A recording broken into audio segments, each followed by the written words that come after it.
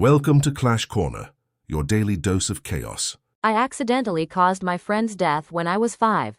When I was 5 years old, I accidentally caused my friend's death while we were playing. When I was 5 years old, I accidentally caused my friend's death while we were playing. We were jumping on a trampoline together. She was jumping very high, and when she landed, I playfully pushed her. I didn't think it was dangerous at all. She lost her balance and fell badly, landing on her neck. I got scared and started crying, and I ran to tell her parents what had happened. At that time, I didn't understand how serious the accident was. I thought she would recover. However, a few days later I found out that she didn't survive. I was very young then and didn't fully understand the consequences of my actions. Nowadays I feel deep guilt about what happened. Sometimes when I go to sleep, I still see the accident in my mind. I'm glad that therapy exists and that I can get help dealing with these feelings. Have you ever carried guilt from something that happened when you were too young to understand? Ready for more? Here comes Clash number 2. I found out my mom has been sending cruel messages to my girlfriend. I've been with my girlfriend for 8 years, and I love her more than I've ever loved anyone in this lifetime. But last night, I found out my mother has been sending her hateful messages, and she never told me. I've been with my girlfriend for 8 years, known her for 10. She's quiet, gentle, brilliant, an actual professor, and genuinely one of the kindest people I've ever met. She's silly, shy, goofy in the best ways, and loves to poke fun. I love all of it. I love her more than I've ever loved anyone in this lifetime. But last night, something happened that I can't let go of. My phone was charging, so I was scrolling through social media on hers like I usually do. One of her friends messaged her. Normally I'd send back some dumb reaction photo so they know it's me, just a thing in our circle. But it wasn't a joke. It was screenshots my girlfriend had sent her friend, and the friend was trying to comfort her. I hesitated, then opened the screenshots to read better. And I'm glad I did, because what I saw were multiple messages from my mother. Cruel ones. And the timestamps weren't all from the same day. So I don't know how long this has been happening. A week? Longer? No idea. Some of the messages my mom sent. Maybe he hasn't proposed because you haven't given him a child. Men don't marry placeholders. If you stopped dressing like a teenage boy and put on some makeup, maybe he'd see you as a wife instead of one of his little friends. You're keeping him from his family. He used to visit. For clarity, I'm the one who pulled back because of her behavior toward one of my sisters. That's a whole other issue. So nothing to do with my girlfriend. You think you're special? You're lucky he even brought you home. Girls like you don't get commitment from men like him. You're not good enough for the life he deserves. Reading them made my stomach drop. They were hateful and completely false. There's even more, but these were the ones seared into my brain. And my girlfriend didn't tell me about any of them. She's just been carrying this alone. Smiling, laughing with me, all while this garbage was sitting in the back of her mind. My girlfriend avoids conflict. She hates upsetting anyone. I get it. It's easier to talk to a friend first, and my mom can be intense. She probably didn't want to put me in a position where it looked like choosing sides. But I've chosen, and it's not her I'm angry with. I'm furious at my mother.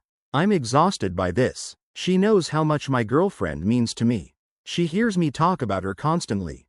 I really thought she might actually be happy for me.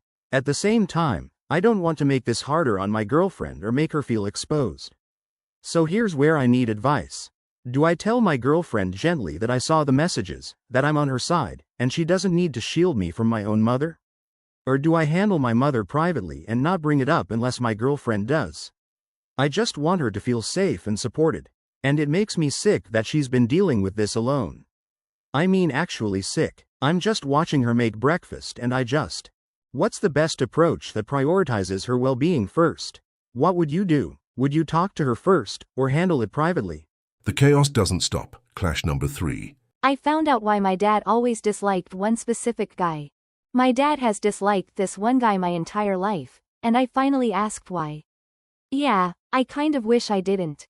Growing up, my dad was super calm, like the fix things silently type. But if this one guy showed up anywhere, my dad would just shut down or leave. No yelling, just gone. I didn't even know his name for years. Just, that guy. I asked my mom once as a teen and she told me not to bring it up again, which obviously made it worse. Last month we were at a small family gathering and he showed up again. Older now, looks tired or whatever. My dad didn't leave this time. He just stared at him in this way that made me uncomfortable. Later at home I asked why he dislikes him, and my dad sat there for a while like he was deciding if he should even answer. Then he goes, "I don't hate him. I know him. I should have stopped there, but I didn't." Turns out the guy is my mom's ex from before my dad, and not just a bad breakup. From what my dad said, it got controlling and kind of rough near the end. Nothing reported, just one of those things people don't talk about. My mom left him, met my dad later. Normal story, I guess. But then my dad said a few months after they started dating, the guy showed up at his work, walked up to him like it was nothing, and said something like, "You think you saved her?" My dad said it wasn't even said like a threat, more like a reminder. I don't remember exactly how he told it because I kind of zoned out for a second, but that part stuck. I asked my mom the next day and she didn't deny it. She just got quiet and said she didn't want that part of her life brought back.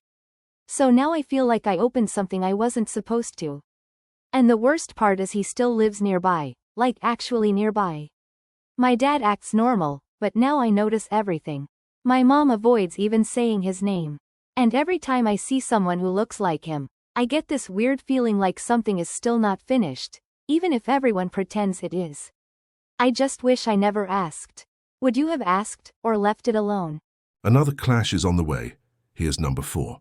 My boyfriend got mad at me for using a pee funnel during a traffic emergency. I had to pee so badly during a traffic jam that I used my stand-to-pee device, and my boyfriend hasn't spoken to me since. I was 26 and my boyfriend was 25. We got stuck in a crazy traffic jam. My boyfriend was driving. We were at a complete standstill. Found out later they had closed the highway. I had to pee really badly, like really badly. I saw that a couple guys had run to the side of the road to pee and I decided to do the same. It was super open, with a few bushes by the side of the road, really not much cover. I have a stand-to-pee device in my car, but when I grabbed it my boyfriend got all weird. He said people would see me pee standing up and think I was trans. I said no one would think that, plenty of women have pee funnels, and that also I didn't care. I have no issue with trans people. He said I should squat. Just to put his mind at ease. I said I didn't want to expose myself on the highway in front of everyone or get pee on my shoes and I just wanted to be quick and clean. He said he didn't want people to look at the girl he was dating and think she was trans and that I should squat like girls do. I was desperate by this point. I finally couldn't hold it anymore and I really didn't want to show the world my backside, so I ran to the side of the road and slipped the device into my jeans and just peed standing up with my back to traffic. No one could see anything, it just slides through the zipper. But I guess maybe if someone was looking they would be confused. When I got back to the car my boyfriend wouldn't talk to me. He says I disrespected his feelings. But it was 100% an emergency. Was I wrong for not squatting? Chaos overload. Let's wrap up this final clash. I accidentally started a long-distance relationship with my neighbor's parrot. I live in an apartment where the walls are thin enough that I can hear my neighbor's TV, phone calls, and unfortunately, their parrot. I live in an apartment where the walls are thin enough that I can hear my neighbor's TV, phone calls, and unfortunately, their parrot. This parrot is a very beautiful animal, but it makes me want to rip my hair out. Let's just say he has become my morning alarm for the last few months. About 2 weeks ago, I started mocking his sounds back. He'd squawk, I'd squawk. He'd whistle, I'd whistle back. We built up a little routine, kind of like distant, angry roommates communicating through bird calls. Sometimes I would even initiate it, like when I was cooking. I would randomly have an outburst and start squawking loudly.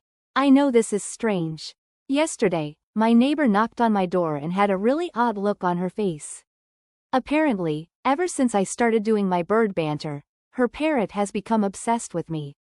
I guess I just wasn't in the mood for bird talk the last couple days and went silent. She said he paces and screeches when I stop responding. She even showed me a video. It was such an awkward experience. She said he used to have a parrot friend years ago that passed away, and she thinks he wants some sort of bird companion. Anyway, She asked me to make a couple bird sounds as she put a treat in its cage to see if it would eat. I reluctantly agreed and felt humiliated, of course, but I went through with it. Sure enough, the little guy started eating and playing. Long story short, I became the object of a parrot's affection, and my neighbor asked if I could talk to him for a few minutes a day. She even gave me preferred times if I'm home. I've unintentionally entered a long-distance relationship with a bird. Have you ever accidentally committed to something this ridiculous? That was today's chaos. See you at the next clash. Don't just watch the clash, join the corner. Subscribe now.